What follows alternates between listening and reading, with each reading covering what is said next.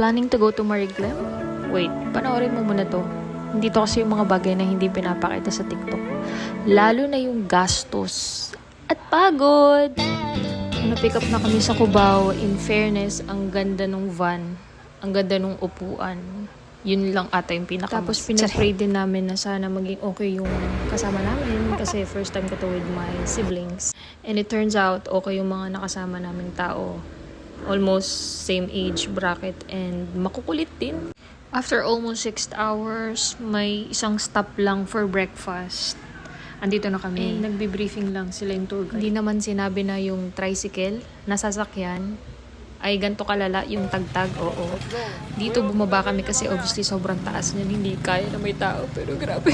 Nagsisi ako. Sana naglakad na lang kami.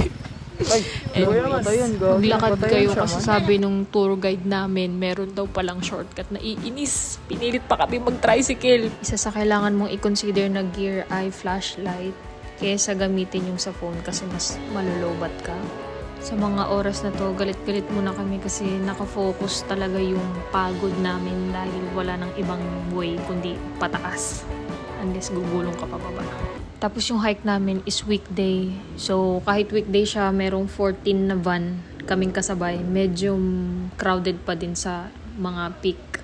Tapos ganyan lang naman yung daan. Puro bato-bato tsaka mataas. Ang ganda nung weather this time kasi si Mariglem walang puno. So kung nasaktuhan mo na maaraw yung hike nyo ay sunog ka. Hindi, sunog ka talaga. Wala kang ibang maaalala kundi galit. So isa sa mga inclusions na bibisitahin ay 3 rivers. Wala akong maalala, isa lang. Isa yun sa mga part na. Kaya hindi porket package yung binayaran mo. Complete na yun. Hindi. Kakalampas lang namin ng peak 2. Ito na yung view. Sobrang ganda na. At saka at this point, nawawala na yung ano ba yung nawawala kasi? So kung first time mo mag-hike at gusto mo sa Mariglem, do your own research. Kasi lahat yan sila sasabihin nila beginner friendly, 2 to 3 hours. Hindi talaga. Kasi dun sila kumikita eh. Pero yun nga, kung first time mong mag-hike, tapos gusto mo na sa Mariglem, this is not a good start. Pumili ka ng iba na mas madali dito. This is moderate to challenging. Pwede to siya sa mga nag-hike na or active physically. Hindi ka naman mamamatay pero mapapaisip ka kung ba't ka nandito. At saka, dahil ascent siya, puro siya pataas, wala siya talagang patag. Yung tuhod mo at saka yung paa mo pagpababa ay gusto mo talaga magpapalit ng paa. Total time nung sa akin is 6 hours. Depende pa yun sa bilis mo.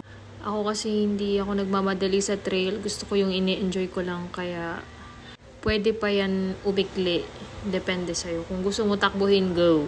Nakakapagpatagal din yung tawa kayo ng tawa. Tapos puro picture tsaka video. Kami naman yan. Tapos kaganyan kami, kaganyan. 1, 2, 3, go.